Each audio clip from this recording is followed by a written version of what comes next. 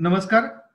Corona नंतरचं जग या विषयावर सकाळनं गेले 10 दिवस वर्तमानपत्राच्या माध्यमातून आणि सोशल मीडियाच्या माध्यमातून मालिका चालवलेली आहे. या मालिकेचा उद्देश असा होता की कॉमन लोकांना, सामान्य लोकांना रोजच्या जगण्यात मदत व्हावी, उद्योजकांना उद्योग सुरू करण्यासाठी मदत व्हावी आणि कोरोनाच्या आधीचं जग आणि नंतरचं जग यांच्यामध्ये एक ब्रिज तयार व्हावा. आतापर्यंत मालिकेला मिळालेला प्रतिसाद अतिशय उत्तम आहे. महाराष्ट्राच्या जवळपास सगळ्या भागांमधून लेखकांना त्यांना प्रतिक्रिया मिळत आहेत, आमच्यापर्यंत प्रतिक्रिया येतात. मालिकेतल्या आजच्या भागामध्ये आपण आरोग्य विषय घेतलेला आहे, विशेषतः सार्वजनिक आरोग्य. महाराष्ट्रातलं, भारतातलं, पुण्यातलं, वेगवेगळ्या महाराष्ट्राच्या भागातलं सार्वजनिक आरोग्याचं चित्र कोरोनाच्या निमित्तानं खूप ठळकपणे पुढे आलं. एका टप्प्यावर कोरोना महाराष्ट्राच्या शहरांमध्ये सीमित होता, दुसऱ्या टप्प्यामध्ये तो ग्रामीण भागामध्ये पसरू लागला आणि आपल्याला कोरोना रोखता रोखता खूप धावपळ करायला लागली. आपण मालिकेच्या या सगळ्या भागांमध्ये खासदार डॉक्टर अमोल कोल्हे यांना निमंत्रित करतो आहोत आणि त्यांनी तज्ज्ञांशी संवाद साधावा आणि चर्चा पुढे न्यावी असं स्वरूप राहिलेलं आहे. आजच्या भागामध्ये डॉक्टर अविनाश बोंडवे सहभागी झाले आहेत. इंडियन मेडिकल असोसिएशनचे ते काम करतात. डॉक्टर अभिजित मोरे सहभागी झालेले आहेत, जे डॉक्टर आहेत, व्यवसायानं आणि सामाजिक काम करतात. आणि डॉक्टर अमोल अन्नदाते सहभागी झालेले आहेत. या तिघांचीही मी डॉक्टर अमोल कोल्हेंना विनंती करतो की चर्चा सुरू करावी. धन्यवाद Samratji. Doctor Amol Annadate, doctor Abhijit, doctor Gunawe sir, तुमच्या सगळ्यांचं मनापासून स्वागत. मुळात सकाळ वृत्तसमूहाचं मी पुन्हा एकदा आभार मानेन की या पद्धतीची एक लेखमाला सुरू असताना त्यावर चर्चा करण्याचा हा एक उत्तम उपक्रम त्यांनी दिला आणि त्यावेळी आपल्यासारख्या तज्ज्ञांबरोबर चर्चा करता आली. मुळात या विषयावर लिहित असताना, पब्लिक हेल्थ या विषयावर लिहित असताना, सार्वजनिक आरोग्य या विषयावर लिहित असताना अगदी प्रामाणिकपणे मला आधी हे सांगायचं की यामध्ये कोणावरही आरोप नाही, कोणावरही आक्षेप नाही.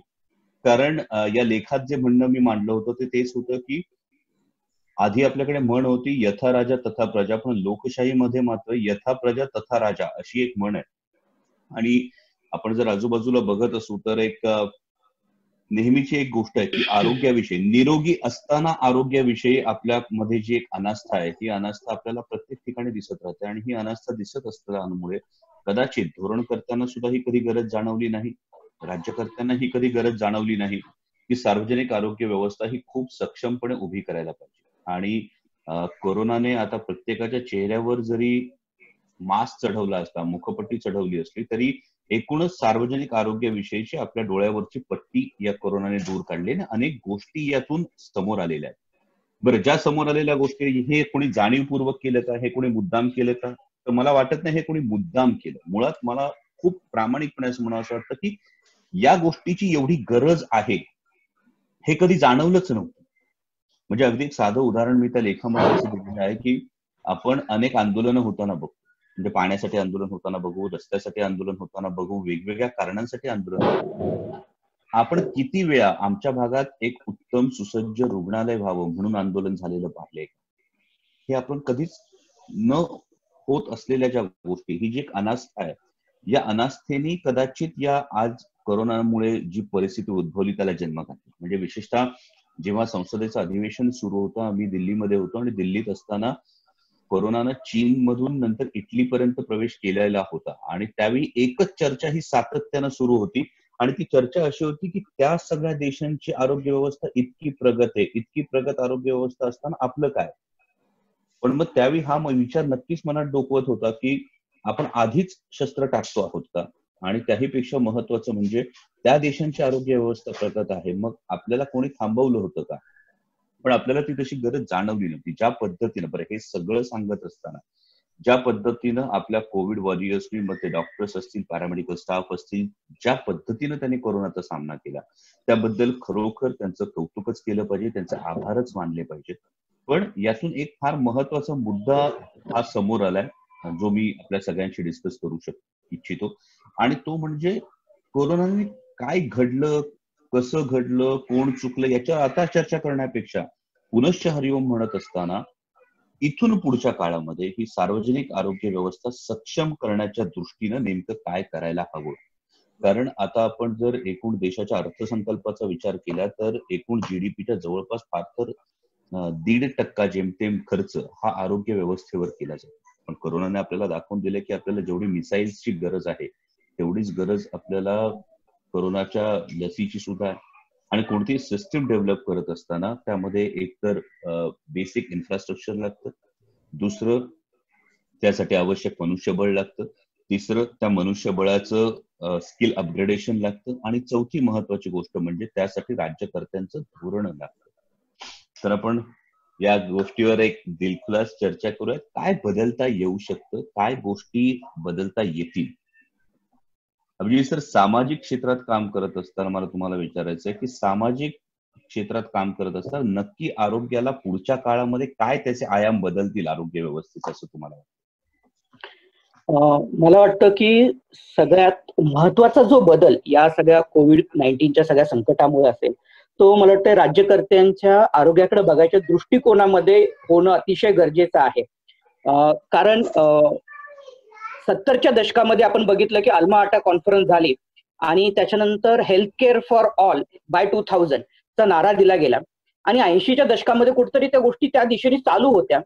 परंतु नंतर जे काही आर्थिक उदारीकरण आलं त्याच्यामध्ये कुठेतरी सरकारची याबाबतची असलेली भूमिका याच्याबद्दल अनेक प्रश्न, म्हणजे अर्थात ते मोठ्या अर्थव्यवस्थेच्या बाबतीमध्ये होतं, पण कुठेतरी त्याचे पडसाद हे आरोग्याच्या क्षेत्रामध्ये पडले. म्हणजे आरोग्य सेवा पुरवणारं सरकार इथून ते केवळ आरोग्यासाठी फायनान्स करणारं सरकार, ते सरकारने आरोग्य क्षेत्रात उतरायचं कारण नाही, ते पूर्णपणे खासगी क्षेत्रावरती सोडून द्यावं, मार्केटवरती सोडून द्यावं, अशा पद्धतीच्या वेगवेगळ्या भूमिका याच्यामध्ये घेतल्या गेल्या. मला वाटतं या संकटाने परत एकदा दाखवून दिलंय की स्टेटिझम, फ्री मार्केट या सगळ्या विचारधारेच्या वादाच्या पलीकडे जाऊन आरोग्याच्या क्षेत्रामध्ये सरकारची भूमिका ही निर्विवादपणे अतिशय महत्वाची आहे आणि त्या दृष्टीने येत्या काळामध्ये सरकारने सार्वजनिक आरोग्य व्यवस्थेमध्ये गुंतवणूक करणं, पायाभूत सुविधा तयार करणं, मनुष्यबळ तयार करणं यासाठी अतिशय वेगाने पावलं उचलणं गरजेचं आहे.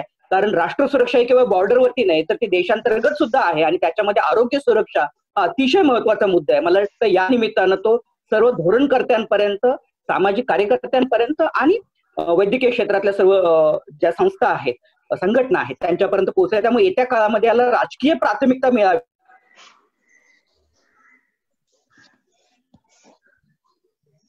धन्यवाद अभिजित सर. एक फार महत्वाचा मुद्दा तुम्ही मांडलाय, आरोग्य सुरक्षा याला प्राधान्य दिलं गेलं पाहिजे. म्हणजे तसं पाहिलं तर हेल्थ हा विषय आज संविधानाच्या आपल्या कन्करंट लिस्टमध्ये त्याचा समावेश होतो. त्यामुळे राज्य आणि केंद्र या दोघांचाही त्याच्यामध्ये फार महत्वाचा वाटा असतो. डॉक्टर अमोल, अन्नदात्यांना मला विचारायचं की अभिजित सरांनी जो मुद्दा मांडला की आरोग्य सुरक्षा याला प्राथमिकता द्यायला पाहिजे आणि राज्यकर्त्यांचं धोरण नक्कीच बदललं असेल, पण अभिजित सर बोलताना म्हणाले की बेसिक इन्फ्रास्ट्रक्चर उभं राहायला पाहिजे. तुम्ही ग्रामीण भागामध्ये, निमशहरी भागामध्ये प्रॅक्टिस करतात आणि असं करत असताना हे नक्की इन्फ्रास्ट्रक्चर किती आहे, हे इन्फ्रास्ट्रक्चर पूर्णपणे उभं राहायला पाहिजे की या इन्फ्रास्ट्रक्चरला मजबूतीकरण त्याचं झालं पाहिजे? अमोल, तुम्ही सुरुवात करताना खूप महत्वाचा मुद्दा सांगितला आणि त्याच्याबद्दल मी तुमच्यासोबत सकाळचं अभिनंदन करतो. सकाळ अमोल असू द्या, मी असू द्या, असे अनेक आरोग्यावर लिहिणाऱ्या लेखकांना सतत व्यासपीठ देत आलेला आहे आणि त्यासाठी आपण सर्वप्रथम सकाळचे आभार मानूया. अमोलजी, कसं आहे की आज महाराष्ट्राचा जर विचार केला किंवा देशाचा जरी विचार केला, स्वातंत्र्याच्या वेळी आपण MBBS ला असताना अमोल भोर कमिटीचा आपण अभ्यास केला. त्यावेळेला भोर कमिटीनी जे स्ट्रक्चर दिलंय प्राथमिक, प्रायमरी, सेकंडरी आणि टर्शरी लेवलचं, आणि जी संख्या प्राथमिक आरोग्य केंद्र किंवा सब सेंटर्स किंवा सब डिस्ट्रिक्ट हॉस्पिटल 100 खाटांचे किंवा छोटे कॉटेज हॉस्पिटल्स, या संख्येमध्ये लोकसंख्या ज्या प्रमाणात वाढत गेली त्या प्रमाणात मुळीच फरक पडलेला नाही. म्हणजे महाराष्ट्राबद्दल जर बोलायचं झालं तर 12 ते 13 कोटी जनतेसाठी केवळ 1828 प्राथमिक आरोग्य केंद्र आपल्याकडे आहेत, 10,668 आपल्याकडे सब सेंटर्स आहेत आणि हे अत्यंत खूप कमी आहेत. म्हणजे प्रत्येक तालुक्याला एक मोठ्या ऍव्हरेज तालुक्याचे 2 ते 2.5 लाख लोकसंख्या आहे आपल्याकडे, आणि प्रत्येक तालुक्यालाही आज आपल्याकडे 100 खाटांचं उपजिल्हा रुग्णालय नाही. आणि म्हणून आता जी परिस्थिती आली की 80% खाटा खासगी रुग्णालयांच्या अधिग्रहित करा. माझं तर म्हणणं आहे की जसं अभिजित म्हटले, फक्त शासकीय रुग्णालय किंवा शासकीय आरोग्य व्यवस्था अपग्रेड करणंच नाही, फक्त इन्फ्रास्ट्रक्चर उभारून अमोलजी चालणार नाही. कारण आज सगळ्यात मोठा प्रश्न जो आहे तो आहे डॉक्टर, पॅरामेडिकल स्टाफचा तुटवडा. म्हणजे मालेगावचं उदाहरण मी तुम्हाला देतो. मालेगाव जे उव्हाण ठरत होतं भारताचं आणि जगाचं, तिथे 268 शासकीय डॉक्टरांना जॉईन करा, रुजू व्हा सेवेत म्हणून नोटीस गेली होती. त्याच्यापैकी फक्त 4 लोक जॉईन झाले, आणि या 268 पैकी 50% लोकांनी असं सांगितलं की आम्हाला तुम्ही सस्पेंड केलं तरी चालेल, आम्ही सेवा सोडायला तयार आहोत, पण आम्ही जॉईन होणार नाही. हे तथ्य मला मालेगावच्या आयुक्तांकडून 1-2 दिवसांपूर्वी कळलं. आपण ते आपल्या सकाळच्या लेखातही लिहिलंय. तर फक्त इन्फ्रास्ट्रक्चरच नाही, आणि तुम्हाला चांगलं माहिती आहे की तुम्ही स्वतः डॉक्टर आहात, तुम्ही काही दिवस आरोग्य सेवाही दिलेली आहे. तर बराचसा हेल्थकेअर, बराचसा मॅन पॉवर हा आज खासगी रुग्णालयांमध्ये आहे. इन्फ्रास्ट्रक्चर अपग्रेड करून लोकसंख्येच्या आकड्याप्रमाणे एक आपल्याला अभ्यास करावा लागणार आहे आजच्या आजारांप्रमाणे. हे सगळं 1950, 55, 60च्या आजारांप्रमाणे आणि त्या स्टॅटिस्टिक्स प्रमाणे भोर कमिटीने हा 1960 साली अहवाल दिला होता. हा आपल्याला एक मोठा 1 वर्षात अभ्यास करावा लागेल की नेमक्या किती जनतेला किती प्रायमरी हेल्थ सेंटर्सची गरज आहे, सब डिस्ट्रिक्ट हेल्थ सेंटरची गरज आहे. आणि परत आज काय होत आहे, यामध्ये एक मोठी गोष्ट, महात्मा फुले जन आरोग्य योजना मीही राबवतोय, 1913 पासून राबवतोय, 2013 पासून मी राबवतोय, सुरू झाली. पण आपला सगळा भर हा आजही क्युरेटिव्ह सर्व्हिसेसवरच आहे. इन्शुरन्स येत आहेत, चांगले इन्शुरन्सची गरज आहे, पण इन्शुरन्स हा पिरॅमिड आपला जो आहे हेल्थकेअरचा त्याच्या वरच्या टोकावर असला पाहिजे. म्हणजे आपण आधी कळस मग पाया असं करून आपल्याला चालणार नाही. आपल्याकडे प्रतिबंधक, म्हणजे जशी लोकसंख्या वाढते आणि जसं आपण पुढे चाललोय, जसं आपण प्रगत होतोय, तसं खरं तर क्युरेटिव्ह सर्व्हिसेस देणाऱ्या, उपचारात्मक सेवा देणाऱ्या रुग्णालयांची संख्या कमी व्हायला पाहिजे, आणि प्राथमिक सेवा, प्रतिबंधाच्या सेवा देणारे जे प्रायमरी हेल्थ सेंटर्स आहेत त्याची सर्व्हिस, त्या गोष्टी वाढत जायला पाहिजे. एक अगदी साधं उदाहरण सांगून मी माझं बोलणं संपवतो की मी नेहमी म्हणतो की गोवर किंवा BCG ची लस घ्यायला किंवा MMR कुठलीही लस घ्यायला आज प्राथमिक आरोग्य केंद्रांवरती एक फिक्स वेळ आणि 2 दिवस ठरलेले आहेत. पण गोवर झाल्यावर मात्र तुम्ही तिथे मध्यरात्री जाता. हे नेमकं आपल्याला उलट करावं लागणार आहे. 24 तास लसीकरण आणि रुग्ण इतके कमी व्हावे की अगदी फिक्स वेळा फक्त त्यांना आपल्याला उपचारात्मक सेवा देण्याची वेळ यावी. असं चक्र जेव्हा हे उलट फिरेल आणि इन्फ्रास्ट्रक्चरच्या बरोबरीने मॅनपॉवर आपल्याला अपग्रेड करता येईल. आपल्या जागतिक आरोग्य संघटना म्हणते की 2000 मागे 1 डॉक्टर पाहिजे. आज आपल्याकडे सगळ्या डॉक्टरांची संख्या जरी एकत्र केली तरी 4 ते 5 हजार लोकसंख्येमागे आपल्याला 1 डॉक्टर मिळतोय, आणि तोही 1 डॉक्टर आहे तो खासगी सेवा देतोय, तो शासकीय सेवेत नाही. तो शासकीय सेवेत यायला का तयार नाहीये याची उत्तर आपल्याला शोधावी लागणार आहेत इन्फ्रास्ट्रक्चर अपग्रेड करताना. म्हणजे याच्यामध्ये 2-3 मुद्दे असे आहेत की यामध्ये WHO स्टँडर्ड जो आहे 1:1000, आणि हे होत असताना आपल्याकडे सत्ताचं प्रमाण 1:1400 अशा पद्धतीचं एक फार मोठ्या मुद्द्याला तुम्ही याच्यामध्ये हात घातलेला आहे. तो म्हणजे जेव्हा आपण BAMS, BHMS, युनानी हे सगळे डॉक्टर्स एकत्र करतो, त्यानंतर सन्माननीय मंत्री महोदयांनी, केंद्रीय राज्यमंत्र्यांनी राज्यसभेत या प्रश्नाला दिलेल्या उत्तराच्या आकडेवारीनुसार 1:860 हे आपलं डॉक्टर पेशंट रेशो हा आपल्या देशात आहे. पण मग ही सेवा देत असताना मुळात ग्रामीण आणि शहरी याच्यामध्ये फार मोठी तफावत झाली.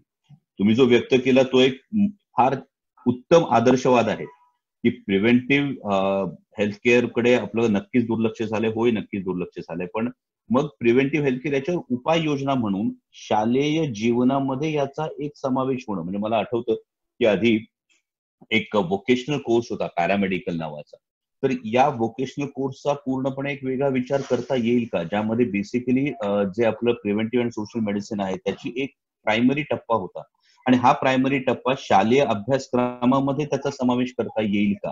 कारण पुन्हा जे आपण शिकलो बेअरफूट डॉक्टर्सची कॉन्सेप्ट जी चायनामध्ये राबवण्यात आली, अशा कॉन्सेप्ट या शालेय जीवनामध्ये जर राबवल्या तर आपल्याला प्रिव्हेंटिव्ह हेल्थ राबवणारे समाजातले प्रतिनिधी, होतंय कसं की जे तुमच्या बोलण्यातून मला एक गोष्ट पुन्हा एकदा अधोरेखित झाली ती म्हणजे मेडिकल फ्रॅटर्निटी आणि समाज या दोन्ही गोष्टी एकमेकांशी निगडीत जरी असल्या तरी सुद्धा त्या दोन्ही अजून जेल झालेल्या नाहीयेत. म्हणजे आपण जे फॅमिली डॉक्टर जी कॉन्सेप्ट होती ही बरं हयात अंतर वाढत चाललंय, कारण एकेकाळी फॅमिली डॉक्टर फॅमिली फिजिशियन एक फार मोठी डॉक्टर कॉन्सेप्ट होती, त्याऐवजी आता समाज आणि डॉक्टर याच्यातलं अंतर दिवसेंदिवस वाढत चाललंय. तुम्ही एक दुसरा फार महत्वाचा मुद्दा सांगितला तो म्हणजे लोकसंख्येच्या प्रमाणात रुग्णसेवा.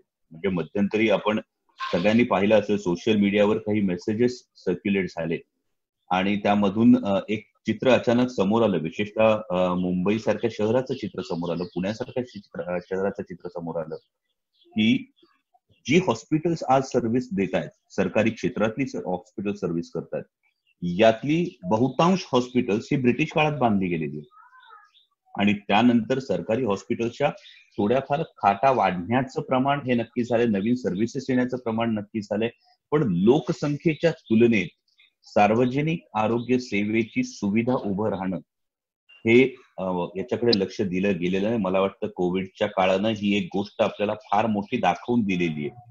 कारण एक ऑब्झर्वेशन फार बोलकं होतं, मुंबईतल्या KM हॉस्पिटल मधलं एक ऑब्झर्वेशन फार बोलकं होतं की सुरुवातीचे 2-3 आठवडे तिथे येणारा जो रुग्ण होता तो शक्यतो अगदी गरीब याच्यातला होता, वर्गातला होता. त्यानंतर 2 आठवड्यानंतर मात्र मध्यमवर्गीय आणि सो कॉल्ड उच्च मध्यमवर्गीयांची सुद्धा KMच्या सारी वॉर्डमध्ये प्रचंड गर्दी होती. आणि ही गर्दी असताना याचं एक महत्वाचं कारण होतं की खासगी हॉस्पिटल्स मधले उपचार परवडत नव्हते. म्हणजे सरकारने स्तुत्य काम केलं या उपचारांचा दर नियंत्रित करण्याचं, पण हे होत असताना हे एक चित्र जे आहे मध्यमवर्गीय आणि उच्च मध्यमवर्गीय सार्वजनिक आरोग्य व्यवस्थेकडे वळणं हे पुढच्या काळात सुद्धा लोकांना पूर्णपणे मोफत नाही पण माफक दरात आरोग्य सेवा देणं हे सरकारनं एक जर प्राधान्य धोरणात्मक दृष्टीनं जर आपण ठेवायचं म्हटलं तर मला वाटतं याच्यामध्ये एक वेगळा बदल होऊ शकेल. अविनाश सरांना मला फक्त तोच प्रश्न विचारायचा आहे की अमोल अन्नातेने एक महत्वाचा मुद्दा मांडला आणि या मुद्द्याला अनुसरून लेखातही मी एक उल्लेख केलेला आहे की आपल्याला इंटिग्रेटेड मेडिकल फॅसिलिटीची गरज आहे का? म्हणजे आपण IMAचं प्रतिनिधित्व करता आणि जेव्हा मागे एक संसदेत चर्चा होती त्याही मी हा मुद्दा मांडलेला होता की आयुर्वेदासारखी एक फार मोठी देणगी आपल्याला आहे. ही देणगी असताना आता आपण कोविडच्या काळात विशेषतः बघितलं, अनेक दावे होत गेले, अनेक जण सांगत गेले आमच्याकडे औषध आहे, आम्ही करू शकतो. दुर्दैवानं आपल्याकडे त्याच्याविषयीची कोणतीही संशोधनाची फॅसिलिटी अवेलेबल नव्हती किंवा आपण ॲलोपॅथी, आयुर्वेद, होमिओपॅथी या सगळ्या शाखांना एकत्र करून एक इंटिग्रेटेड अप्रोच डेव्हलप करू शकलो नाही. आणि जो अमोल अन्नातेने मुद्दा घेतला की कमी पडणारा स्टाफ, म्हणजे आजही BAMS डॉक्टर्स जे असतील ते आपल्या उपकेंद्रांमध्ये त्यांना एक सर्व्हिसची सोय आहे. BHMS डॉक्टर्सना अजूनही ऍब्झॉर्ब केलं जात नाही. तर या डॉक्टर्ससाठी एखादा ब्रिज कोर्स करून एक इंटिग्रेटेड कोर्स करून एक इंटिग्रेटेड मेडिसिनची शक्यता ही आपल्या देशात आहे का सर? अमोलजी, आपण जे काही विचारलं तर त्याबद्दल एक मुख्य गोष्ट अशी आहे की सुरुवातीपासून आपण भारतामध्ये जी आपण आरोग्य व्यवस्था जी राबवतोय ती पूर्ण आधुनिक वैद्यकशास्त्रावर आणि मगाशी तुम्ही सांगितलं त्याप्रमाणे आपल्या देशाच्या बजेटमध्ये आणि एकूणच अर्थसंकल्पामध्ये किंवा एकूण खर्चामध्ये आरोग्यावर खर्च करणं हे कायमच टाळण्यात आलेलं आहे. तुम्ही म्हणालात की कुठेही असं आंदोलन झालं नाही आणि नवीन रुग्णालय व्हावं आमच्या इथं असं आंदोलन झालं नाही, पण अनेकदा अनेक आरोग्य समीक्षकांनी, डॉक्टर्सनी किंवा वैद्यकीय सल्लागारांनी, अनेक समित्यांनी, अनेक अहवालांमध्ये असं स्पष्ट सांगितलेलं आहे की भारतामध्ये अधिकाधिक आपल्याला अर्थसंकल्पीय बजेट तरतूद करायला हवी आणि याकडे कायमच दुर्लक्ष केलं गेलेलं आहे. साधारणतः आपल्याला 5% तरतूद असायला हवी, पण ती कधीही 1.3% ते 1.5% पुढे गेलेली नाही. यासाठी आणि त्याचा सर्व परिणाम हा जो आहे तो दूरगामी परिणाम काय होईल हेही सांगण्यात आलं होतं, की आपल्याकडं ही तरतूद नसल्यामुळं आपण नवीन हॉस्पिटल्स, सरकारी हॉस्पिटल्स काढू शकत नाही. त्यामुळं खाटा आणि लोकसंख्या यांचं प्रमाण आपण राखू शकत नाही. आपल्याकडं आपण नवीन वैद्यकीय महाविद्यालय सरकारी क्षेत्रातली काढू शकत नाही, किंवा काढली गेली नाही, किंवा काढली जात नाही. याचं कारण तरतूद नसते. त्याच्यामुळं खाजगी वैद्यकीय महाविद्यालय फक्त येतात. आपण एक विचार करा की मी 82 साली MBBS झालो, त्यावेळेला पुण्यामध्ये BJ मेडिकल कॉलेज होतं. आजही तेवढं एकच सरकारी कॉलेज आहे. तर या पद्धतीने संपूर्ण महाराष्ट्रात, संपूर्ण देशात हीच परिस्थिती आहे. मध्यंतरी असं सांगितलं होतं की प्रत्येक जिल्ह्यामध्ये एक आपण सरकारी महाविद्यालय काढू. ते उपलब्ध होत नाही. निधी नसल्यामुळं जे खाटा वाढवता येत नाही, वैद्यकीय महाविद्यालय काढता येत नाही, त्याचप्रमाणे नर्सिंग कॉलेजेस किंवा पॅरामेडिकल स्टाफ यांची उपलब्धता करून देता येत नाही. आता ह्या सगळ्या गोष्टी ज्या आहेत आणि इन्फ्रास्ट्रक्चर म्हणजे जी ICU साठी लागणारी उपकरणं, व्हेंटिलेटर्स किंवा इतर जी काही उपकरणं आहेत ही आपल्या इथं आणली जात नाहीत. त्याचप्रमाणे मगाशी अमोल अन्नदाते म्हणाले त्याप्रमाणे ही जी 3 पद्धतीची आपली वैद्यकीय सेवा, की प्रायमरी हेल्थ सेंटर, सेकंडरी आणि टर्शरी, या तिन्ही ठिकाणी, या तिन्ही मध्ये जी वाढ व्हायला पाहिजे त्या प्रमाणात ती होऊ शकत नाही. आज मुंबई सारख्या शहरामध्ये ही सेवा अत्यल्प आहे, पुण्यासारख्या शहरांमध्ये अत्यल्प आहे, आणि महाराष्ट्रातल्या कान्याकोपऱ्यामध्ये तर कित्येक ठिकाणी किंवा दुर्गम भागात तर वैद्यकीय सेवा उपलब्ध नाही. आणि या सगळ्याचं कारण आतापर्यंत केलेली ही जी काही आपण त्याच्याकडे दुर्लक्ष केलं हेच आहे. आता हे झालं स्ट्रक्चर, इन्फ्रास्ट्रक्चर बद्दल. त्याचबरोबर वैद्यकीय शिक्षणाबद्दलही आपण जर लक्षात घेतलं तर आपण आयुर्वेद आणि होमिओपॅथी किंवा इतर पॅथी यांच्यामध्ये वाढ व्हावी, यांच्यामध्ये संशोधन व्हावं, या पद्धतीने कधीच लक्ष दिलं नाही. आज भारतामध्ये या सगळ्या कारणांमुळं लोकसंख्येमागे डॉक्टरांची संख्या कमी आहे, ती भरून काढण्यासाठी आपण आयुर्वेदाच्या डॉक्टरांना किंवा होमिओपॅथीच्या डॉक्टरांना शिक्षण देऊन त्यांनी ॲलोपॅथीचं काम करावं अशा प्रकारची वरवरची मलमपट्टी केली जाते. याच्यामध्ये इंडियन मेडिकल असोसिएशननी हा ठाम मुद्दा मांडला होता की आमचा आयुर्वेदाला विरोध नाही, आमचा होमिओपॅथीला विरोध नाही. आयुर्वेद हे खरोखर भारतीयांचं उत्तम शास्त्र आहे, आपल्याला जगात अभिमान बाळगावा अशा प्रकारचं ते शास्त्र आहे. त्याच्यामध्ये जर वाढ व्हायची असेल, त्याच्यामध्ये जर प्रगती व्हायची असेल किंवा सर्वसामान्यांसाठी ते कसं उपयोगी पडेल, कारण ते कमी खर्चामध्ये आणि ह्या पद्धतीने करायला पाहिजे, तर ते त्याच्यामध्ये त्या दृष्टीने आयुर्वेदामध्ये संशोधन व्हायला पाहिजे. ते न होता आयुर्वेदाच्या किंवा होमिओपॅथीच्या त्या डॉक्टर्सना ॲलोपॅथीचं शिक्षण देऊन किंवा ॲलोपॅथीचा एखादा कोर्स करून त्यांना डॉक्टर आधुनिक वैद्यक करण्याची जी योजना आखली गेली त्याला आमचा विरोध होता आणि त्याच्यामध्ये आयुर्वेदाचा ऱ्हास होतो. दुसरी एक गोष्ट अशी की भारत देशामध्ये तुम्ही म्हणलात की इंटिग्रेटेड हे एखादा अभ्यासक्रम किंवा या पद्धतीची उपाययोजना आपल्याला करता येईल का? जरूर येईल, पण ती एका दिवसात, एका महिन्यात, एका वर्षात होणार नाही. त्याला खूप मोठ्या प्रमाणात आपल्याला किंवा विजनरी किंवा खूप लॉंग टर्म प्लॅनिंग करावं लागेल. याचं कारण असं, आज आपल्या देशामध्ये आपण ब्रिटिशांपासून सर्व वैद्यकीय पद्धत घेतलेली आहे आणि जी काही आपली इस्पितळं आहेत ही सगळी उपचार पद्धती ही ब्रिटिशांच्या पद्धतीने आहे. आज त्याच्या पुढची दुसरी गोष्ट अशी की आज उत्तम आरोग्य सेवा म्हणजे काय, तर मोठी मोठी इक्विपमेंट किंवा खूप महागाची इक्विपमेंट, महागाच्या तपासण्या, हे अमेरिकन मॉडेल आपण भारतावर इम्प्लिमेंट करतोय एका बाजूने, की त्या हॉस्पिटलमध्ये तिथे सिटी स्कॅन पाहिजे, MRI पाहिजे, अमुक पाहिजे, हे पाहिजे, आणि त्या दृष्टीने आपण हे बघत नाहीये की छोट्या इस्पितळांमध्ये ह्या गोष्टी नसताना जास्तीत जास्त चांगली आरोग्य सेवा, डॉक्टरांची तत्परता किंवा डॉक्टरांची सामाजिक जाणीव आणि काही निवडक औषधं यांनी ती देता येईल. पण तसं न करता आपण जर पाहिलं तर जे काही नियम आहेत, डॉक्टरांसंदर्भातले नियम आहेत किंवा मेडिकल काउन्सिलचे नियम आहेत, याच्यामध्ये तुम्ही अमुक स्पेशालिस्ट असाल तरच हे करू शकता. तुम्ही अमुक ह्या तपासण्या केल्या नाहीत, तर तुम्ही रुग्णाकडे दुर्लक्ष केलंय किंवा निग्लिजन्स आहे, या पद्धतीचे कायदे असताना डॉक्टरांना या गोष्टी कराव्याच लागतात. आणि साहजिकच त्यामुळं ही वैद्यकीय सेवेची कॉस्ट आहे ही वाढत राहते. जर आपल्याला ह्या पद्धतीचं इंटिग्रेटेड सोल्युशन काढायचं असेल तर ह्या गोष्टींचाही आपल्याला वापर करावा लागेल.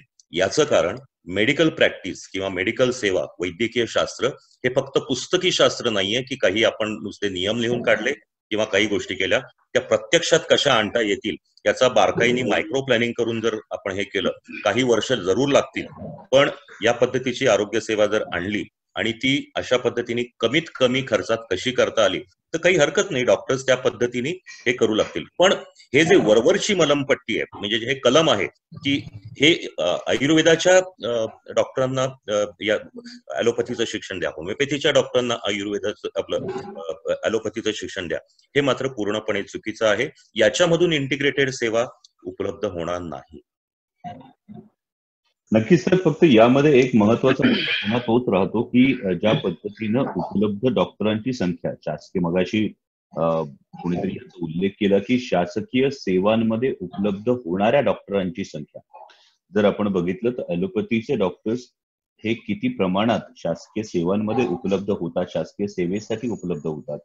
त्यातही आता आपल्याकडे जे आपण सगळेच डॉक्टर्स असल्यामुळे आपल्याला या गोष्टी फार महत्वाच्या मला वाटतात.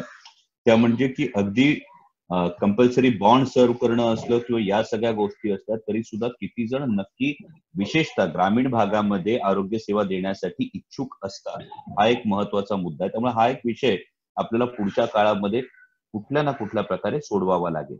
दुसरा एक महत्वाचा मुद्दा सर तुम्ही म्हणालात की उपकरणांच्या बाबतीतला किंवा ही कॉस्ट वाढण्याच्या बाबतीतला, तर यामध्ये स्किल अपग्रेडेशन म्हणजे बऱ्याच वेळा असं होतं, या कोविडच्या काळात मी 2 उदाहरणं अशी पाहिली की एके ठिकाणी 5 व्हेंटिलेटर एक समाजसेवी संस्था देऊ करत होती आणि तिथल्या ऑपरेटर्सने असं सांगितलं किंवा तिथल्या रुग्णसेवा देणाऱ्या लोकांनी सांगितलं की सॉरी, आम्हाला व्हेंटिलेटर्स ऑपरेट नाही करता येणार, त्यामुळे तुम्ही देऊ नका.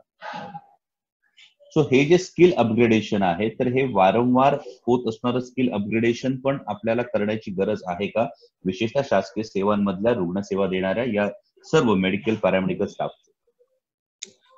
मला याबद्दल एक मुद्दा मांडायचा आहे की शासकीय वैद्यकीय सेवेमध्ये आज डॉक्टर जात नाहीत, याबद्दल खूप चर्चा झालेली आहे. याची प्रमुख कारणं आपल्याला सगळ्यांना माहितीच आहे. कारण या डॉक्टरांना पगार उत्तम आहेत, पण त्यांची जी काही राहण्याची व्यवस्था, आज एखाद्या सब सेंटरमध्ये किंवा प्रायमरी हेल्थ सेंटरमध्ये डॉक्टर जातो त्यावेळेला त्याची राहण्याच्या व्यवस्थेपासून इतर गोष्टींची खूप कमतरता असते. त्याबरोबर दुसरी सर्वात महत्वाची गोष्ट म्हणजे तिथे जे काही पॉलिटिकल राजकारण किंवा तिथं जे काही असतं त्यांचा तिथं वर्चस्व असतो आणि हे अनेकदा म्हणजे कॉर्पोरेशनच्या हॉस्पिटल्समध्ये, ग्रामपंचायतीच्या हॉस्पिटल्समध्ये हे अनेकदा घडतं. तिसरी सर्वात महत्वाची गोष्ट म्हणजे ह्या डॉक्टर्सना सरकारी सेवेत गेल्यानंतर MPSC परीक्षा पास होण्याची एक हे असते, त्यामुळे अनेक डॉक्टर्स करतात.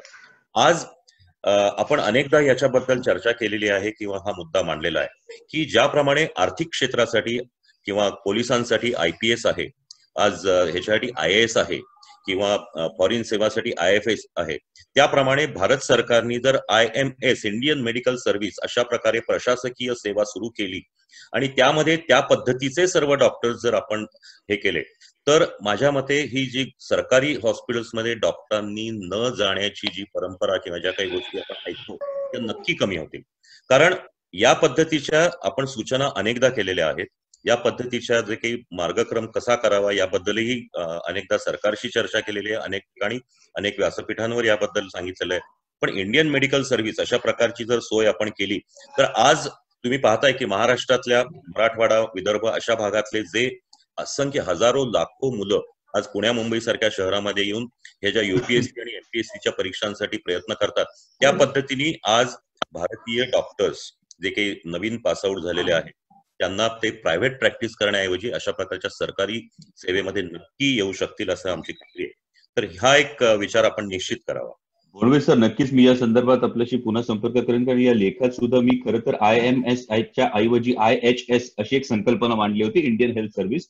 आणि याचं एक फार महत्वाचं कारण असं होतं की जेव्हा भिलवाडा खूप चर्चेत आला सुरुवातीला कोरोनाचा हॉटस्पॉट दिसल्यानंतर आणि त्यानंतर भिलवाडा पॅटर्न जो यशस्वीपणे राबवण्यात आला, त्यावेळी प्रशासकीय सेवेत असणारे दोन्ही अधिकारी हे मूळ वैद्यकीय पेशातले होते आणि त्यामुळे भिलवाडा पॅटर्न एका वेगळ्या पद्धतीनं हे करण्यात आला. आणि त्यातही विशेषतः कोविडच्या पार्श्वभूमीवर ज्या पद्धतीनं देश पातळीवर धोरण आखलं गेलं, तर भोंडवे सर कोणालाही दोष न देता मला प्रामाणिकपणे सांगावं असं वाटतं की ही फार मोठी गरज जाणवली. कारण जर आपण बारकाईनं कोविडचा संपूर्ण गेल्या 3-3.5 महिन्यातला आपल्या देशातला प्रवास बघितला असेल तर आपण अनेक ठिकाणी ट्रायल अँड एररवर होतो. म्हणजे दुर्दैवानं आपण केवळ कोणीतरी केलंय म्हणून आपण करून बघू याच पद्धतीनं होतो. म्हणजे हे खरं तर धोरणात्मक एक फार मोठं अपयश आरोग्य व्यवस्थेच्या बाबतीत आपल्या सर्वांचं आपण ती जबाबदारी घेऊयात. पण आपल्याकडे अजूनही एक शिखर संस्था नाही. म्हणजे पुन्हा हा एक दैव दुर्विलास आहे की ICMR सारखी शिखर संस्था आपले 2 रिपोर्ट्स आठवड्याभराच्या आत पुन्हा मागे घेते. म्हणजे एक संक्रमण झालेला संपूर्ण देशामध्ये 10 ते 15% संक्रमण झालंय हाही रिपोर्ट मागे घेतला जातो आणि नोव्हेंबरमध्ये कोविडचा पीक येणार आहे हाही रिपोर्ट मागे घेतला जातो. त्यामुळे मला वाटतं भोंडवे सर ही संकल्पना नक्कीच मी याचा पाठपुरावा करेन की इंडियन मेडिकल सर्व्हिसेस या दृष्टीने आपल्याला काय करता येईल. अभिजित सर, मला पुन्हा तुमच्याकडे यायला एक प्रश्न महत्वाचा हे घ्यायला आवडेल आणि तो म्हणजे आपण हे सगळं बोलतो आहोत की बऱ्यापैकी आरोग्य व्यवस्थेला जी गोष्टी बदलू शकतात यामध्ये एक धोरणात्मक बाब आहे ज्याला आपण इंडियन मेडिकल सर्व्हिसेस सारखी एखादं धोरण राबवणं म्हणतो, केंद्र सरकारनं करणं म्हणतो, इन्फ्रास्ट्रक्चर करणं म्हणतो. पण यामध्ये कम्युनिटी पार्टिसिपेशन कशा पद्धतीने समाजाच्या आरोग्यासाठी, सार्वजनिक आरोग्यासाठीचं कम्युनिटी पार्टिसिपेशनसाठी तुम्ही ज्या क्षेत्रात काम करतात त्या कम्युनिटी पार्टिसिपेशनसाठी काय करावं लागेल?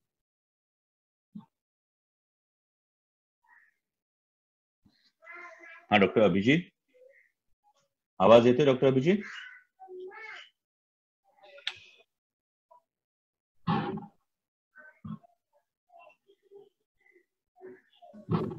आय थिंक त्यांना व्हॉइस अभिजित, अच्छा त्यांना व्हॉइस मिळत नाहीये.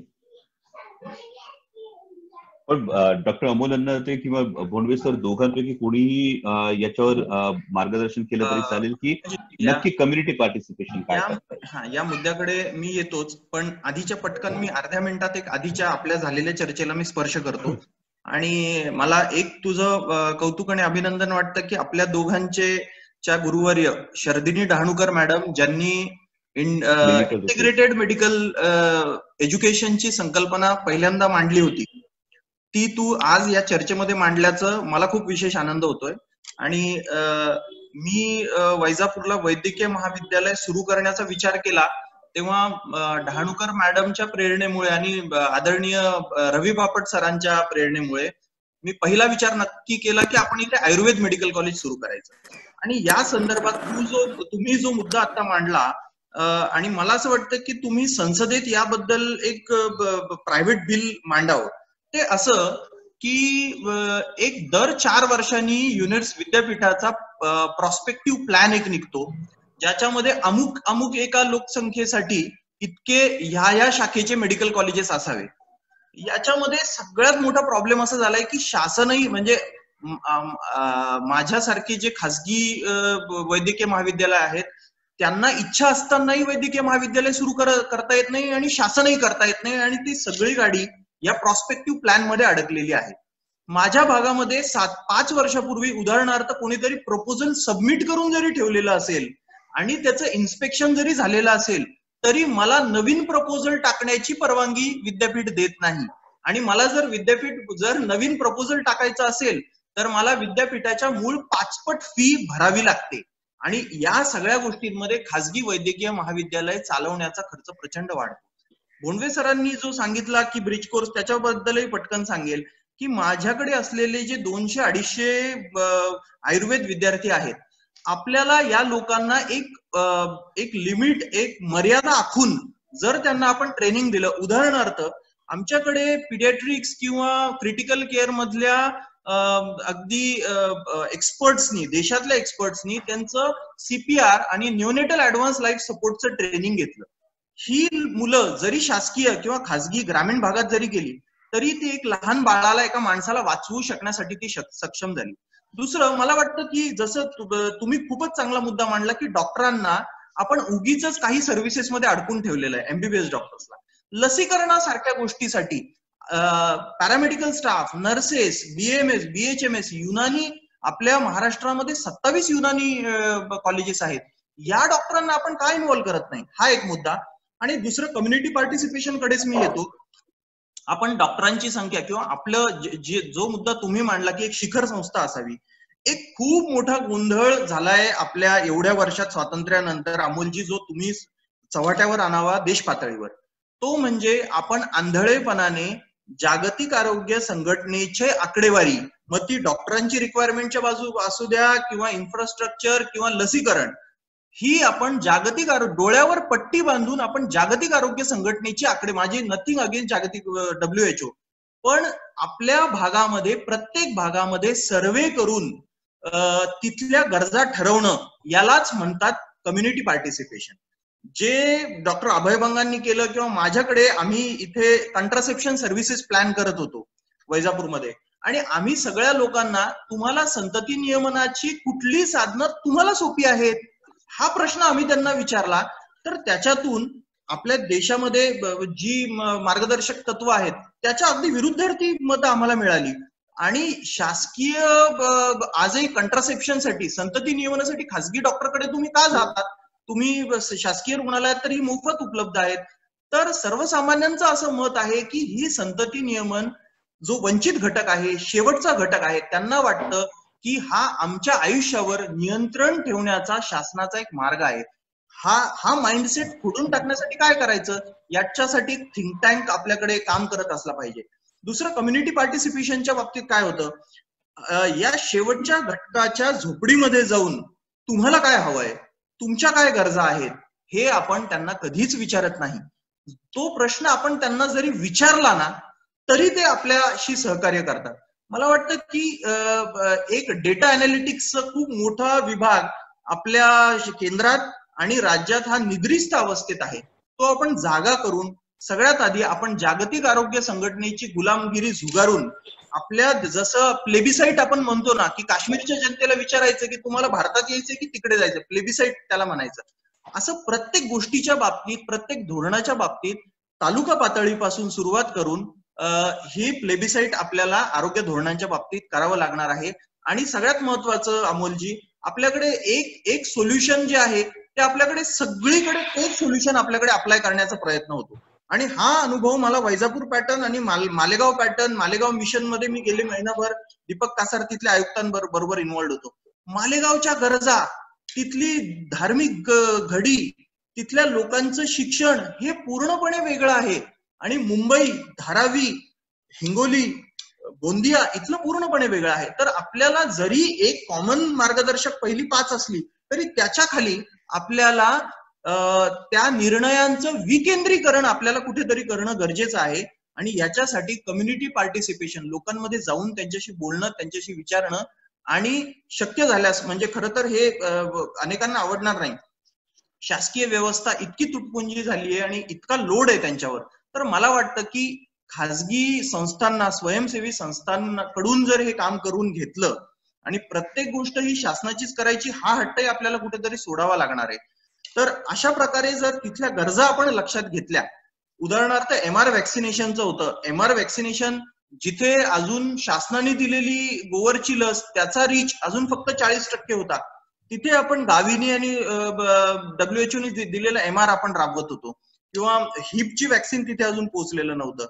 तिथलं मृत्यूचं कारण हे डायरिया होतं, तर आपण तिथे आधी रोटा व्हायरस दिलं पाहिजे लस की MR लस दिली पाहिजे, हा विचार मला वाटतं उपसंचालक पातळीवरती, जे उपसंचालक 5 जिल्ह्यांवरती त्यांचा कंट्रोल असतो, किंवा उपविभागीय आयुक्त आहेत, यांनी हे धोरण ठरवलं पाहिजे त्यांच्या पातळीवर. हे सगळे मुद्दे डेफिनेटली आहेत, पण यामध्ये समाजाला, म्हणजे म्हणून मी डॉक्टर अभिजित तुमच्याकडे पुन्हा जाऊ इच्छितो की समाजाला कशा पद्धतीनं आपल्याला आरोग्याच्या जबाबदारीमध्ये आपल्याला इन्व्हॉल्व्ह करता येऊ शकतं. कारण हे एक कम्युनिटी पार्टिसिपेशन हे पुन्हा धोरणात्मक गोष्टींवर नक्कीच येतं, पण थेट समाजात काम करत असताना समाजाची जबाबदारी काय असू शकते. आणि तुम्ही एक दुसरा महत्वाचा मुद्दा मांडला, मी भोंडवे सरांकडे पुन्हा जाईन या विषयावर, की हे सगळं राबवण्यासाठी, म्हणजे जो अमोल अन्नत त्यांनी मुद्दा मांडला की WHO ची गुलामगिरी किंवा त्यांच्या आकडेवारीच प्रत्येक वेळी गृहीत धरली पाहिजे, यापेक्षा आपल्या देशामध्ये असणारी एकूण भौगोलिक विविधता, किंबहुना आपल्या राज्यामध्ये असणारी एकूण भौगोलिक विविधता, त्यामध्ये असणारे वेगवेगळे सामाजिक आर्थिक स्तर, या सगळ्या गोष्टींचा विचार करून त्या धोरणांचा आपण पुनर्विचार व्हायला पाहिजे. पण हे सगळं करत असताना वैद्यकीय संशोधनाच्या बाबतीत नेमकं काय म्हणणं, म्हणजे मगाशी मी हळूच तो एक मुद्दा इंडिकेट केला आणि या मुद्द्यावर खरं तर संसदेत सुद्धा मी एकदा आवाज उठवलेला होता की वैद्यकीय संशोधन हा जो एक महत्वाचा मुद्दा आहे, या वैद्यकीय संशोधनाच्या बाबत आपल्याला आणखी काय वेगळं धोरण आखता येईल? कोण सर? तुम्ही कम्युनिटी पार्टिसिपेशन जे म्हणलात त्याबद्दल एक थोडंसं बोलतो. मुख्यमध्ये कम्युनिटी पार्टिसिपेशन मध्ये आपल्याकडं एक सर्वात महत्वाची जी गोष्ट आहे ते म्हणजे अज्ञान, आरोग्यविषयक अज्ञान सर्वसामान्य लोकांमध्ये, आणि दुसरी म्हणजे आरोग्यविषयक काही चुकीच्या श्रद्धा म्हणजे अंधश्रद्धा अशा आहेत, आणि त्या दूर करण्यासाठी आपल्याकडं प्रयत्न करायला हवेत. अगदी साधी गोष्ट तुम्हाला सांगतो की आपल्याकडं दुसरी गोष्ट त्यामध्ये असं आहे की आपल्याकडं इयत्ता 4थी पासून काय खावं, काय खाऊ नये, काय इतर गोष्टी कराव्या या पद्धतीचं आरोग्यशास्त्र असतं. हे पूर्ण 10वी पर्यंत मुलं शिकत असतात आणि खूप चांगल्या पद्धतीने त्या आरोग्यशास्त्राची याच्यामध्ये शालेय अभ्यासक्रमामध्ये रचना हे केलेली आहे. पण आपल्याकडची जी शिक्षण पद्धती आहे फक्त वाचायचं आणि प्रश्नोत्तरांना लिहायचं तेवढ्या पुरतच त्याचा वापर केला जातो. ते जीवनविषयक शास्त्र आहे हे लोकांच्या लक्षात येत नाही. याचा एक मुख्य तुम्हाला सांगतो की अनेकदा आता मी स्वतः, तुम्ही म्हणालात मी स्वतः प्रॅक्टिसिंग फॅमिली फिजिशियन आहे. माझ्याकडं अनेक इंजिनिअरिंग कॉलेजचे किंवा पोस्ट ग्रॅज्युएट करणारे मुलं येतात. त्यांना आपण काही एकच मी फक्त मध्ये अडवीन, मला फक्त तुम्ही फॅमिली फिजिशियन म्हणून मी एक प्रश्न फक्त रजिस्टर करून ठेवतो, त्याचं आपण नक्कीच उत्तर द्या की येणाऱ्या काळामध्ये फॅमिली फिजिशियन साठीचा एक वेगळा गरज ही आपल्या समाजाला आहे का? हा एक वेगळा प्रश्न मी फक्त तुम्हाला रजिस्टर करून ठेवतो. Please continue. हे जी मुलं येतात, तुम्हाला साधी गंमत सांगतो की इतकं की सुशिक्षित असतो, तो वकील असतो किंवा इंजिनियर असतो किंवा मोठ्या ह्याच्यामध्ये चांगला सुशिक्षित व्यक्ती असतो, त्याला जर सांगितलं ना की ह्या गोष्टी करू नकोस, हे खा ते खा, किंवा ह्या गोष्टीचा काही संबंध नसतो, असं नसतं. त्यावर त्यांचं उत्तर असतं की माझा 12वीला सायन्स बायोलॉजी माझं ऑप्शनला होतं. ही आपल्याकडं शिक्षणाकडे बघण्याची पद्धत आहे. तर हे जे आरोग्य शिक्षण आहे हे शालेय जीवनापासून हे जीवनविषयक शिक्षण म्हणून मुलांना हे केलं पाहिजे. दुसरं तुम्ही मगाशी म्हणालात की हा जो पॅरामेडिकल म्हणून जो विषय आहे तोही त्याच्यामध्ये यायला पाहिजे. हे झालं लोक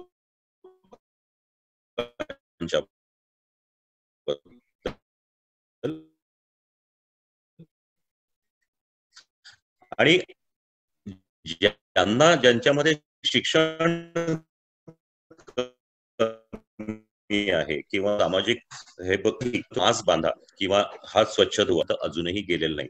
आणि त्याबद्दल मी नक्की म्हणेन की ह्या गोष्टी गेल्या नाही, ह्याला जसे सरकार जबाबदार आहे किंवा आरोग्य खाते जबाबदार आहे, ते आपण सुशिक्षित लोक किंवा डॉक्टर्सही जबाबदार आहोत की आपण ते तिथपर्यंत पोहोचवू शकलो नाही. तर ह्या पद्धतीचं लोकशिक्षण व्हायला पाहिजे. अशी MR व्हॅक्सिन तुम्ही म्हणलात, त्यामध्ये प्रायव्हेट पार्टिसिपेशन नक्की झालं होतं. आज इंडियन मेडिकल असोसिएशन सारख्या संस्था, आज ट्युबरक्युलोसिस सारखी हे असो की भारत जितेगा टीबी हारेगा यामध्येही IMA आहे, यामध्ये व्हॅक्सिनेशन मध्ये आहे, पोलिओ मध्ये होतं. तर MR व्हॅक्सिनेशन मध्ये अनेकदा या गोष्टी झालेल्या आहेत. अमोल अन्नदात्यांच्या एका विधानाशी मी असहमत आहे, ते म्हणजे जागतिक आरोग्य संघटनेने दिलेल्या आकडेवारी आणि गोष्टी आपण मानायच्या. हे असं नाहीये. जागतिक आरोग्य संघटना तिथं बसून ठरवतं आणि आपल्यापर्यंत आकडे येतात असं नाहीये. आज भारतामध्ये WHO अनेक लोक आहेत, अनेक लोक तिथं काम करत असतात. त्यांच्याकडून आलेली आकडेवारी आपल्या आरोग्य खात्यामध्ये प्रत्येकाला, मी अनेक मिटिंगला गेलेलो आहे शासनाच्या, की त्यामध्ये तिथं ज्या काही व्हॅक्सिनेशनमुळे आलेले काही त्रास होतील किंवा काही साईड इफेक्ट झाले असतील, काही मृत्यू झाले असतील, याच्यावर चर्चा होते, त्याच्यामध्ये सुधारणा सुचवली जाते. पोलिओ व्हॅक्सिनेशनच्या दरम्यान तुम्हाला एक हे सांगतो की हे असं नाहीये. पोलिओमध्ये जे काही स्ट्रेन्स होते हे कुठले बदलायचे, कुठले आपल्या भारतामध्ये लागू आहेत, याचं संशोधन भारतामधून WHO कडे जातं. हे WHO आपल्याला सांगत नाही की तुम्ही आता हे करा.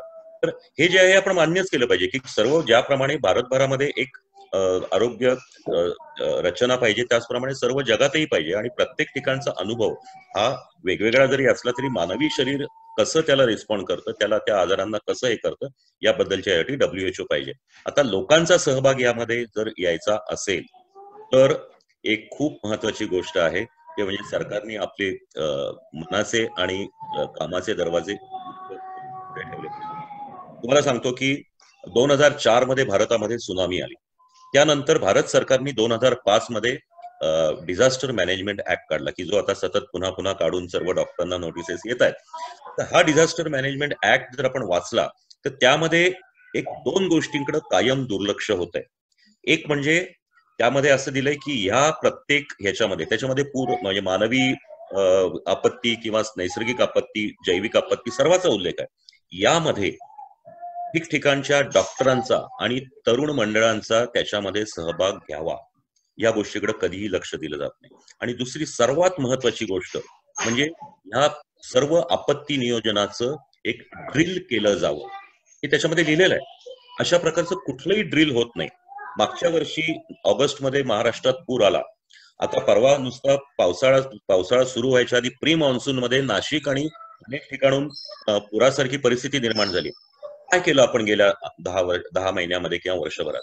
तर याबद्दलचं नियोजन केलं जात नाही. ज्या वेळेला हे असं येतं त्यावेळेला फक्त आदेश येतात की अशा आपत्ती नियोजनामध्ये डॉक्टरांनी काय करायचं याबद्दल काहीही माहित नव्हतं. तर यासाठी म्हणजे मी थोडक्यात असं सांगेन की लोकांच्या सहभागासाठी शिक्षण, शालेय शिक्षणापासून कॉलेज शिक्षणापर्यंत यासाठी विशेष भर पाहिजे. दुसरी गोष्ट हे महत्वाचं म्हणजे यासाठी जे काही लोकांचा सहभाग करून घेण्यासाठी या पद्धतीची ड्रिल्स म्हणा किंवा या पद्धतीच्या काही गोष्टी ह्या करून घ्यायला हव्या. आणि सर्वात महत्वाचं म्हणजे जे डॉक्टर्स आहेत आणि काही युवक संस्था किंवा युवक मंडळ आहेत. आज पुण्यामध्ये ठिकठिकाणी गणेशोत्सव मंडळ आहेत, आपल्याला माहिती आहे, आपण किती ते सगळे जागरूक असतात. यांचा ऍक्टिव्ह सहभाग हा आधीपासूनच जर घेतला गेला तर नक्की याच्यामध्ये कम्युनिटी पार्टिसिपेशन होईल आणि मग आपल्याला हा प्रॉब्लेम उभा राहणार नाही असं मला नक्की वाटतं. नक्कीच भोंडवे सर, डॉक्टर अमोल अण्णाचे आणि भोंडवे सर, तुम्ही WHO विषयी 2 वेगळी मतं ही नक्की व्यक्त केलेली आहेत. पण मला वाटतं त्याचा जर आपण मध्य करायचा झाला तर त्यामध्ये WHOच्या ज्या जे काही निकष असतील, ज्या काही गाईडलाईन्स असतील, त्या गाईडलाईन्स आपल्या देशाला आपल्या परिस्थितीनुसार किती अप्लाय होतात याचा एक जर आपण डोळस विचार कायम ठेवला तर याबाबत नक्की सुवर्ण मध्य काढला जाऊ शकतो. आणि भोंडवे सर, तुम्ही जो एक मुद्दा मांडलात कम्युनिटी पार्टिसिपेशनचा, तर विशेषतः प्रायव्हेट डॉक्टर्सचा समावेश म्हणजे कोविडच्या बाबतीत माझ्या मतदारसंघातला अनुभव हा आहे की जेव्हा मतदारसंघात कोविडच्या बाबतीत दौरा करण्यासाठी मी गेलो असताना पोलीस बांधवांची एकूण परिस्थिती पाहिल्यावर मी IMA ला विनंती केली की आपण डॉक्टरांचं मोबाईल क्लिनिक मध्ये तपासणी करू शकतो का, आणि विदिन नो टाइम डॉक्टरांनी ती तयारी दाखवली. त्या पद्धतीनं जुन्नर असेल, हडपसर असेल या सगळ्या ठिकाणी त्याची तपासणी झाली. अभिजित सर, मगापासून तुमच्याकडे हा एक महत्वाचा मुद्दा, डॉक्टर अभिजित ऐकू येते आपल्याला? डॉक्टर अभिजित, डॉक्टर अभिजित ऐकू येते माझा आवाज? हॅलो डॉक्टर अभिजित, आवाज ऐकू येतोय आपल्याला? हॅलो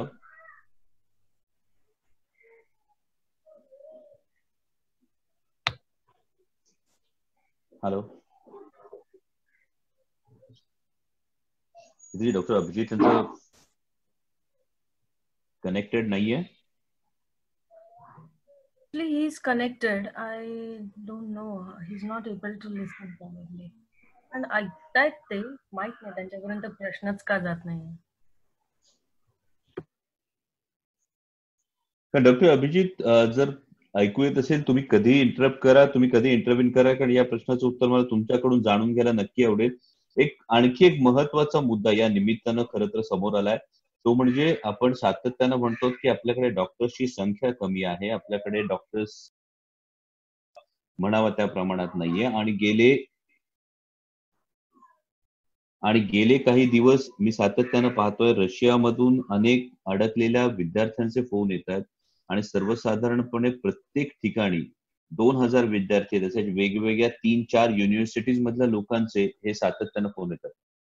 मग ही नक्की संख्या कमी आहे की या संख्येला शासकीय सेवेत जायचं नाही, आणि ही शासकीय सेवेत जाण्यासाठी प्रमोशन करण्यासाठी मग आपल्याला जसा डायनॅमिक अश्युरन्स करिअर प्रोग्राम जसा आहे केंद्र सरकारच्या धर्तीवर, असं काही आपल्याला राबवावं लागेल.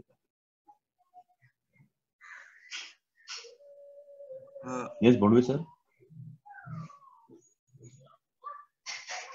भोंडवे सर, आवाज माझा प्रश्न कळलाय?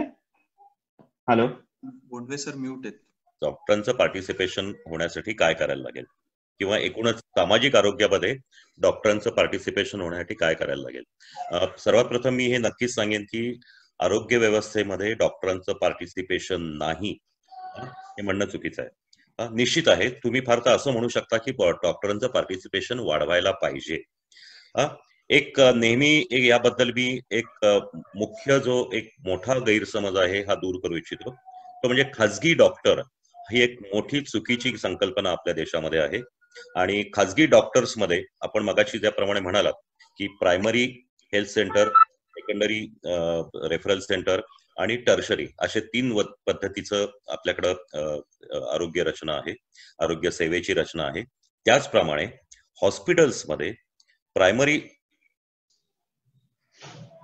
हॉस्पिटल्स, डॉक्टर केलेली हॉस्पिटल्स आणि डॉक्टर नसलेल्या लोकांनी ओन केलेली हॉस्पिटल किंवा त्यांच्या मालकीची हॉस्पिटल, असे 2 प्रमुख प्रकार आहे.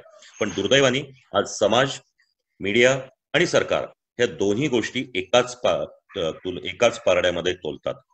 याचं मुख्य कारण असं आहे की आज तुम्ही जर पाहिलं अमोलजी, तर एक डॉक्टर त्याचं हॉस्पिटल, तो स्पेशलिस्ट असेल, तो गायनेकॉलॉजिस्ट असेल तर त्याचं मॅटर्निटी होम, पेडियाट्रिशियन असेल तर पेडियाट्रिशियन, अशा असंख्य हॉस्पिटल्स आहेत आणि याची संख्या खूप मोठ्या प्रमाणात आहे. हे कायमच रास्त दरात हे सेवा देत असतात. त्यांनी कधीही ऍडव्हान्स मागून तुम्ही ऍडव्हान्स द्या नाही तर तुम्हाला घेणार नाही अशी भूमिका घेत नाही, किंवा हे जे बाकीच्या गोष्टी आहेत ह्या केल्या जात नाही. पण त्याविरुद्ध जे डॉक्टर्स नसलेल्या व्यक्तींची, कंपन्यांची किंवा संस्थांची किंवा इन्व्हेस्टर लोकांची ह्या ज्या हॉस्पिटल्स आहेत, ही जी हॉस्पिटल्स आहेत या ठिकाणी हे सतत घडत असतं. पण ह्या सगळ्या गोष्टी त्यांचं पार्टिसिपेशन यामध्ये अनेकदा कमी असतं, त्यांचं हे आर्थिक गोष्टींवर जास्ती लक्ष असतं आणि ह्या सगळ्याचं खापर हे संपूर्ण डॉक्टर असं करतात याबद्दल केलं जातं. मी दुसरं पुन्हा असं सांगेन की त्यामध्ये ह्या कॉर्पोरेट हॉस्पिटल ज्याला आपण म्हणतो त्यांची चूक नाही, कारण भारत सरकारने साधारणतः 85-86च्या काळामध्ये हेल्थ सेक्टर हे कंपनीमध्ये हे केलं, इंट्रोड्यूस केलं आणि त्यामुळं प्रायव्हेट हॉस्पिटल्स किंवा कॉर्पोरेट हॉस्पिटल्स तयार झाली. अपोलो हॉस्पिटल्स हे सर्वात प्रथम चेन्नईमध्ये स्थापन झालं. आणि आज आपण जर एका दृष्टीने पाहिलं तर खूप मोठ्या गोष्टी किंवा बायपास सारख्या सर्जरी, की एक पूर्वी जे आपण भारतामधली वैद्यकीय सेवा ही अमेरिकेतल्या किंवा पाश्चात्य वैद्यकीय सेवेच्या 5 ते 10 वर्ष मागं होती, आज ती जवळजवळ पावलाबरोबर पाऊल टाकून चालू आहे. याचं मुख्य कारण हे कॉर्पोरेट हॉस्पिटल्स आहेत. पण त्याचबरोबर कुठली कंपनी जी आहे ही नफा मिळवण्यासाठी असते आणि त्यामुळे त्या पद्धतीने ते वागतात. त्यामुळे भोंडवे सर थोडक्यात आपण थोडक्यात कन्क्लूड करण्यासाठी आपण असं म्हणू शकतो की सरसकट खाजगी म्हटल्यानंतर सगळं असं एकत्र न करता त्यामध्ये कॉर्पोरेट आहे, इन्व्हेस्टर्स आहेत आणि प्रायव्हेट मेडिकल प्रॅक्टिशनर्स या वेगवेगळ्या गोष्टी नक्कीच आहेत आणि त्याविषयीचा आदर हा समाजाने नक्की ठेवला पाहिजे. अभिजित सर, फायनल कन्क्लुजन साठी मी परत तुमच्याकडे येतो, कारण मी मगापासून बऱ्याच वेळा तुमचं मत जाणून घेण्याचा प्रयत्न केलेला आहे. तर या सगळ्या चर्चेनंतर हॅलो, ऍक्च्युली काय झालं, मला बऱ्याच ऑडिओ ऐकू उद्देश सुद्धा ऐकू आले. मला काय वाटतं की या सगळ्या पार्श्वभूमीवरती परत एकदा सरकारचा आरोग्य व्यवस्थेतला रोल हा परत एकदा तपासून बघायची गरज आहे. सध्या जी काही एकंदरीत आपली आरोग्य व्यवस्था आहे त्याच्यात जर सरकारच्या सगळ्या योजना बघितल्या तर त्याला APL, BPL अशा कॅटेगरीमध्ये वर्गीकरण करण्याची एक पद्धत सरकार करत आहे. मला वाटतं ही पद्धतच मुळामध्ये चुकीची आहे. अभिजित सर, आता मात्र महात्मा फुले जन आरोग्य योजनेमध्ये त्याच्यामुळे जी काही आरोग्य व्यवस्था उभी करून ती सगळ्यांसाठी असली पाहिजे. समाजातले जे काही मिडल क्लास आहे त्यांचे जे ऍस्पिरेशनल व्हॅल्यूज आहेत त्याचं कुठेतरी प्रतिबिंब हे सार्वजनिक आरोग्य व्यवस्थेमध्ये पडलं पाहिजे. एखादी आरोग्य व्यवस्था केवळ तुम्ही गरिबांसाठी उभी केली तर आरोग्य यंत्रणा सुद्धा गरीबच राहते, त्याची अंमलबजावणी सुद्धा पुअर इम्प्लिमेंटेशन पद्धतीने त्याचं इम्प्लिमेंटेशन होतं. त्याच्यामुळे हेल्थकेअर फॉर ऑल हे असलं पाहिजे. आम्हाला मिडल क्लास सुद्धा, एखादा उच्चभ्रू सुद्धा सरकारी रुग्णालयामध्ये येईल, त्याला लाज वाटणार नाही, त्याला आवश्यक असणाऱ्या सर्व फॅसिलिटीज, आणि याच्यामध्ये फक्त हेल्थकेअर नाही म्हणत, तर हॉस्पिटॅलिटी सर्व्हिसेस सुद्धा त्या उपलब्ध असतील, त्या दर्जाच्या आपल्याला सार्वजनिक यंत्रणा उभ्या कराव्या लागतील. मला वाटतं हा व्हिजन मधला बदल लक्षात घेतला पाहिजे. त्याच्यामुळं सगळी आपली यंत्रणा त्या दृष्टीने कार्यरत असली.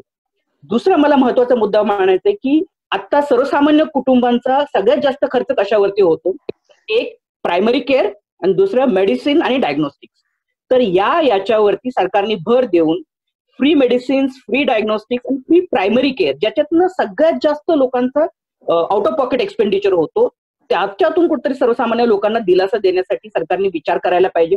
जसं दिल्लीमध्ये मोहल्ला क्लिनिकचा एक एक्सपेरिमेंट झाला की वस्त्यांमध्ये लोकांच्या जवळ अतिशय स्वस्त दरामध्ये देणारी, जे औषध उपचार देणारी जी यंत्रणा त्यांनी उभी केली, तशा पद्धतीचे प्रायमरी केअरचे सगळीकडे आपल्याकडे त्याचं एक जाळं उभं केलं पाहिजे.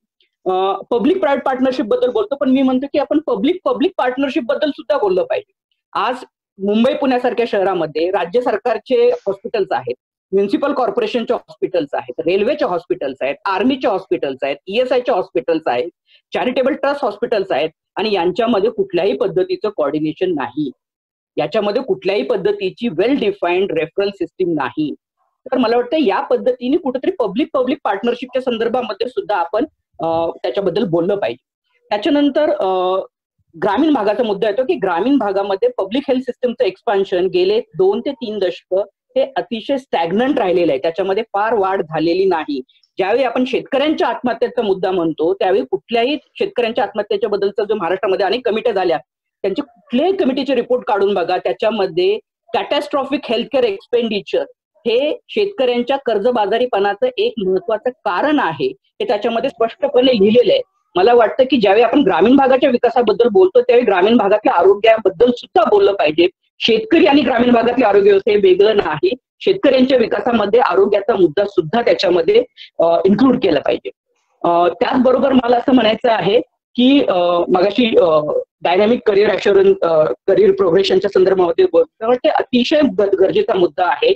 आज जर मी मेडिकल ऑफिसर म्हणून पब्लिक हेल्थ सिस्टीम मध्ये रुजू झालो तर मी आयुष्यभर मेडिकल ऑफिसरच राहणार. माझ्या पगारामध्ये वाढ होईल, परंतु मला त्याच्यामध्ये कुठेही हुद्द्यामध्ये वाढ दिसत नाहीये.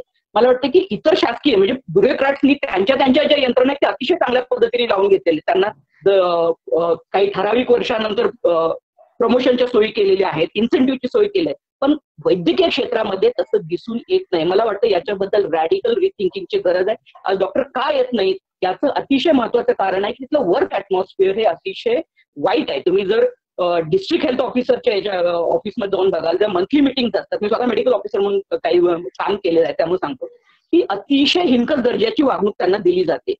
डॉक्टर हा अतिशय काय म्हणते की हायली क्वालिफाईड ह्युमन रिसोर्स आहे, त्याला रिस्पेक्टफुली ट्रीट करायला पाहिजे, परंतु तशा पद्धतीचं आपल्याकडे वर्क कल्चर अजिबात त्या ठिकाणी दिसून येत नाहीये. रिक्त पदांचा मुद्दा सांगतो की आपल्या इकडे 54,000 पदं आहेत महाराष्ट्राच्या आरोग्य विभागामध्ये, त्यातली 1/3 नियरली 1/3 16,000 पदं रिक्त आहेत. हे क्रिमिनल आहे. हे पहिली रिक्त पदं ही भरली पाहिजेत. आता कोविडच्या युद्धामध्ये आता आपण ते पदं भरायला लागले, हे म्हणजे तहान लागल्यावर वीर खाण्यासारखं आहे. हे मागच्या 2 दशकांमध्ये होणं गरजेचं आहे, पण ते होत नाहीये. तर मला वाटतं कुठेतरी याच्यापासून आता रॅडिकली ब्रेक घ्यायची गरज आहे आणि पब्लिक हेल्थ सिस्टीम मध्ये सरकारने मोठ्या प्रमाणावर इन्व्हेस्टमेंट करायची गरज आहे. डॉक्टर्स, नर्सेस, स्टाफ मोठ्या प्रमाणावर येतील, यासाठी पोषक वातावरण तयार करणं गरजेचं आहे. कंत्राटी पद्धतीने आज डॉक्टरांना घेतलं जातं. तुम्हाला डॉक्टरांची गरज आहे, परंतु तुम्ही केवळ 11 महिन्यांचं कॉन्ट्रॅक्ट देणार आणि परत 12व्या महिन्यात कॉन्ट्रॅक्ट रिन्यू करायला डिस्ट्रिक्ट हेल्थ ऑफिसर पैसे मागणार. ही आपली व्यवस्था. कुठला डॉक्टर तिथं काम करेल? का काम करेल?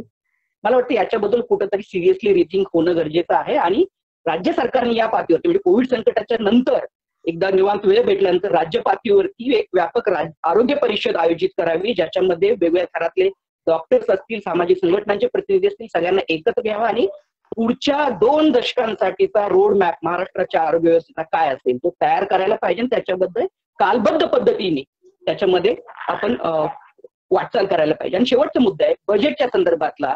महाराष्ट्र सरकारचं सार्वजनिक आरोग्यावरचं बजेट हे 4% आसपास स्टॅग्नंट राहिले, म्हणजे त्यांच्या बजेटच्या. आणि महाराष्ट्राचा जो GSDP म्हणतो जसं देशाचा जीडीपी असतो तसं राज्याचा जीएसडीपी असतो, त्याच्या केवळ 0.5% म्हणजे महाराष्ट्रात 100 रुपये तयार होत असतील तर त्यातले केवळ 50 पैसे आपण आरोग्यावरती खर्च करतो. हे अतिशय लाजिरवाणी गोष्ट आहे.